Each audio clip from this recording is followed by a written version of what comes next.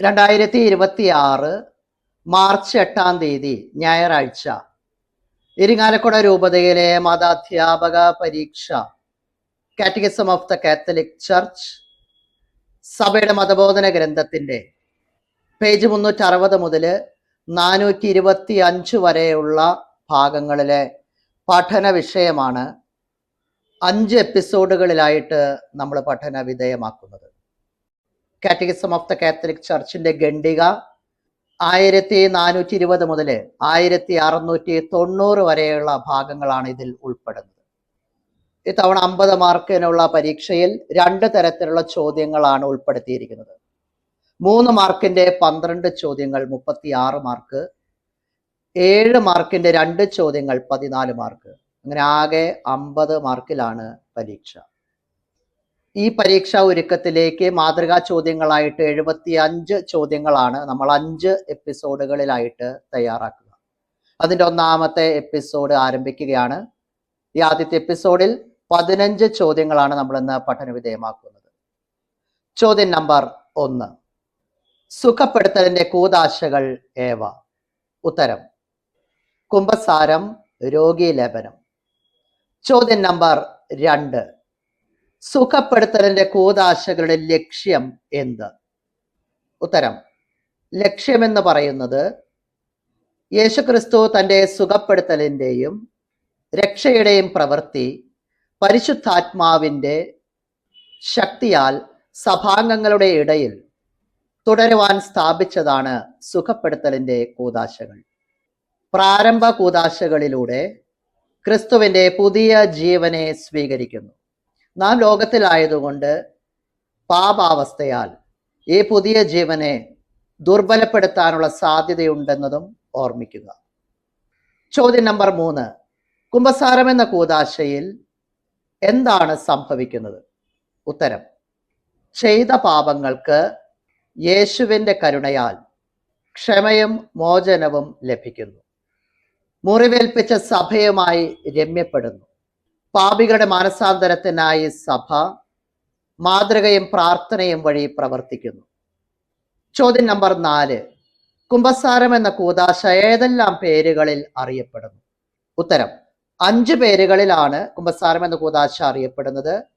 1ാമതായി മാനസാന്തരത്തിന്റെ കൂദാശ, 2ാമതായി അനുതാപത്തിന്റെ കൂദാശ, 3ാമതായി ഏറ്റുപറച്ചിലിന്റെ കൂദാശ, 4ാമതായി ക്ഷമിക്കലിന്റെ കൂദാശ, 5ാമതായി അനുരഞ്ജനത്തിന്റെ കൂദാശ.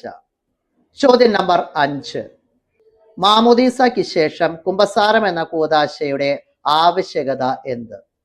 ഉത്തരം: മാമോദീസായിൽ ക്രിസ്തുവിന്റെ നാമത്തിലും പരിശുദ്ധാത്മാവിനാലും നാം കഴുകപ്പെടുന്നു, വിശുദ്ധീകരിക്കപ്പെടുന്നു, നീതീകരിക്കപ്പെടുന്നു.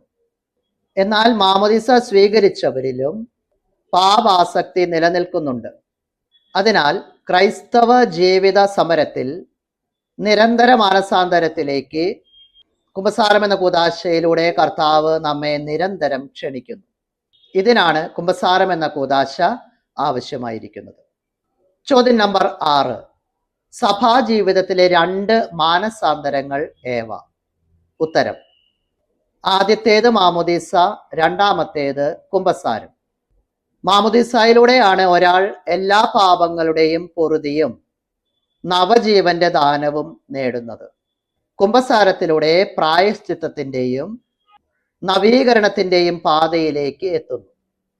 ഇത് കേവലം മാനുഷിക പ്രവൃത്തിയല്ല, അനുതപിക്കുന്ന ഹൃദയത്തിന് നൽകുന്ന ദൈവകൃപയുടെ ഫലമാണ്. ചോദ്യം നമ്പർ 7, എന്താണ് ഈശോ ആഗ്രഹിക്കുന്ന ആന്തരിക പശ്ചാത്താപത്തിന്റെ അന്തസത്ത?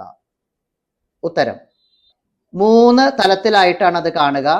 തിരിച്ചുവരവിന്റെ ഒരു തലം, പിന്തിരിയലിന്റെ ഒരു തലം, തീരുമാനമെടുക്കലിന്റെ ഒരു തലം.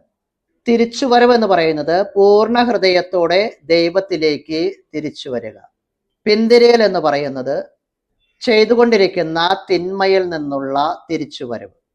തീരുമാനം എന്ന് പറയുന്നത് ജീവിതത്തിൽ മാറ്റം വരുത്തുന്നതിന് ദൈവകൃപ സ്വീകരിച്ച് ദൈവാശ്രയത്വത്തിൽ പരിശ്രമിക്കുന്നു. ചോദ്യം നമ്പർ 8, ആന്തരികമായ പശ്ചാത്താപം പ്രകടിപ്പിക്കുന്ന 3 പ്രധാന മാർഗങ്ങൾ ഏവ? ഉത്തരം: ഉപവാസം, പ്രാർത്ഥന, ദാനധർമ്മം. ചോദ്യം നമ്പർ 9. ക്രൈസ്തവന്റെ അനുദിന ജീവിതത്തിൽ അനുരഞ്ജനത്തിന്റെ പ്രകടനങ്ങൾ ഏവ? ഉത്തരം: 10 പോയിന്റ്സ് ആയിട്ടാണ് ഈ ഉത്തരം നമ്മൾ മനസ്സിലാക്കുക. 1. ദരിദ്രരോടുള്ള താല്പര്യം. 2. നീതിന്യായങ്ങളുടെ പരിശീലനവും സംരക്ഷണവും. 3. സഹോദരങ്ങളോട് ചെയ്ത തെറ്റുകളുടെ ഏറ്റുപറച്ചിൽ. 4. തെറ്റുതിരുത്തൽ. 5. ജീവിതത്തിൻ്റെ പുനഃപരിശോധന. 6. മനസ്സാക്ഷി പരിശോധന. 7. ആധ്യാത്മിക നിയന്ത്രണം. 8. പീഡകളുടെ സ്വീകരണം. 9. നീതിയെ പ്രതിയുള്ള പീഡാസഹനം. 10. സ്വയം കുരിശുമെടുത്തുള്ള ഈശോയെ അനുഗമിക്കൽ.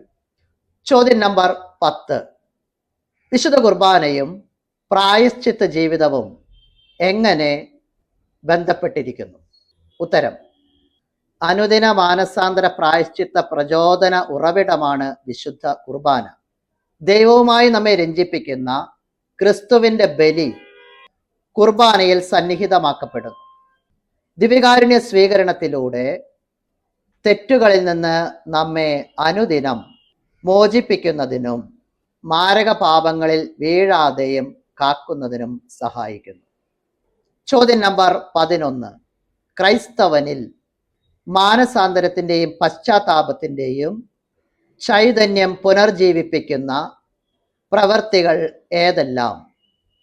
ഉത്തരം: വിശുദ്ധ ഗ്രന്ഥ പാരായണം, യാമപ്രാർത്ഥനകൾ, സ്വർഗസ്ഥനായ പിതാവേ എന്ന ജപം ചൊല്ലൽ മുതലായ ആരാധനയുടെയോ ഭക്തിയുടെയോ ആത്മാർത്ഥമായ ഓരോ പ്രവൃത്തിയും ക്രൈസ്തവനിൽ മാനസാന്തരത്തിൻ്റെയും പശ്ചാത്താപത്തിൻ്റെയും ചൈതന്യം പുനർജീവിപ്പിക്കുന്ന പ്രവൃത്തികളാണ്. ചോദ്യം നമ്പർ 12. മാനസാന്തരത്തിൻ്റെയും അനുതാപത്തിൻ്റെയും പ്രക്രിയ ഈശോ ധൂർത്തപുത്രന്റെ ഉപമയിലൂടെ എങ്ങനെ വിവരിക്കുന്നു? ഉത്തരം: ഈ ഉപമയിൽ 3 വിധത്തിലാണ് ഈശോ വിവരിക്കുന്നത്. ഒന്നാമതായി പാപത്തെക്കുറിച്ച് പറഞ്ഞുകൊണ്ട്, രണ്ടാമതായി മാനസാന്തരം എന്ന പ്രക്രിയയെക്കുറിച്ച് പറഞ്ഞുകൊണ്ട്, മൂന്നാമതായി മാനസാന്തരത്തിലൂടെ ലഭിക്കുന്ന ഫലങ്ങളെക്കുറിച്ച് അവതരിപ്പിച്ചുകൊണ്ട്. പാപത്തെക്കുറിച്ച് പറയുന്നിടത്ത് പാപം മൂലം തെറ്റായ സ്വാതന്ത്ര്യത്തിലേക്കുള്ള ആകർഷണം, പിതൃഗ്രഹത്തെ ഉപേക്ഷിക്കുന്നത്, ധൂർത്ത് കഴിയുമ്പോഴുള്ള ദുരിതാവസ്ഥ, പന്നിമേക്കലിൻ്റെ തരം താഴ്ത്തൽ, തവിടുകൊണ്ട് വരെ തൃപ്തിപ്പെടേണ്ട അവസ്ഥ എന്നിവ പാപത്തിലൂടെ സംജാതമാകുന്നു. മാനസാന്തരം എന്ന പ്രക്രിയയിലേക്ക് കടക്കുമ്പോൾ നഷ്ടപ്പെട്ടവയെക്കുറിച്ചുള്ള ചിന്ത, എല്ലാം ഏറ്റുപറയാനുള്ള തീരുമാനം, പിതാവിൻ്റെ പക്കലേക്കുള്ള തിരിച്ചുപോക്ക് എന്നിവ കാണുന്നു. മാനസാന്തരത്തിൻ്റെ ഫലങ്ങളായിട്ട് കാണുന്നത് പിതാവിൻ്റെ കരുണാർദ്രമായ സ്വാഗതം, പിതാവിൻ്റെ സന്തോഷം, പുതിയ മേലങ്കി, മോതിരം, ചെരുപ്പ്, തിരിച്ചുവരവിൻ്റെ വിരുന്നാഘോഷം, പിതാവിലേക്കും സഭയാകുന്ന തൻ്റെ ഭവനത്തിലേക്കും തിരിച്ചു വരുന്ന എല്ലാവരുടെയും ആനന്ദകരമായ പുതിയ ജീവിതത്തിൻ്റെ പ്രതീകങ്ങളാണ് ഇവയൊക്കെ. ചോദ്യം നമ്പർ 13. പാപം നമ്മിൽ ഉളവാക്കുന്ന 2 ഫലങ്ങൾ ഏവ? 1. ദൈവദ്രോഹമായതിനാൽ ദൈവത്തോടുള്ള ബന്ധം മുറിക്കപ്പെടുന്നു. 2. സഭയോടുള്ള ബന്ധത്തിൽ ക്ഷതമേൽപ്പിക്കുന്നു. ചോദ്യം നമ്പർ 14. സഭ ദൈവത്തിന് മാത്രം ചെയ്യാൻ കഴിയുന്ന പാപമോചനം നൽകുന്നത് എങ്ങനെ? ഉത്തരം: ദൈവം മാത്രമാണ് പാപങ്ങൾ മോചിക്കുന്നവൻ.